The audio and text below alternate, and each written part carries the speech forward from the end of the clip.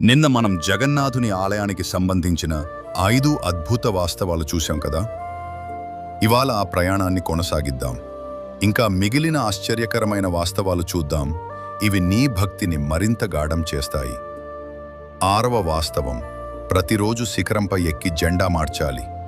ఆలయం చాలా ఎత్తులో ఉంటుంది. అయితే ప్రతిరోజు ఒక పూజారి అలానే శిఖరంపై ఎక్కి జెండాను మార్చుతాడు.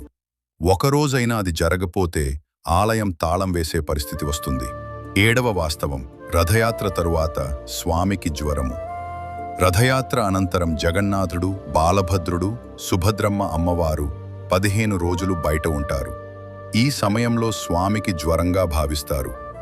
ఆ 15 రోజులు ఆలయం మూసివేయబడుతుంది. 8వ వాస్తవం, ప్రతి సంవత్సరం కొత్త రథాలు.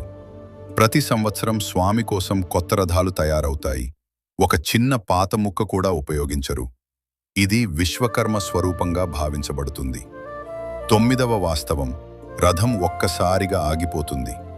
రథం గుండిచ ఆలయం దగ్గరికి వచ్చినప్పుడు ఒక్కసారిగా అది ఆగిపోతుంది. ఆ సమయంలో లక్ష్మీదేవి స్వామిని మనవి చేయటానికి వస్తారని చెప్తారు. 10వ వాస్తవం, మూర్తుల కట్టడానికి సముద్రం నుండి వచ్చిన చెక్క. జగన్నాథుని శరీరాన్ని నిర్మించిన చెక్క మామూలు చెక్క కాదు. అది సముద్రం నుండి ప్రవహించి వచ్చిన నీమ చెక్క. దాన్ని ఎంచుకునేది ఒక గుప్తవేత్త మాత్రమే.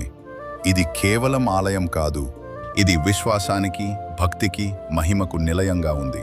జై జగన్నాథ.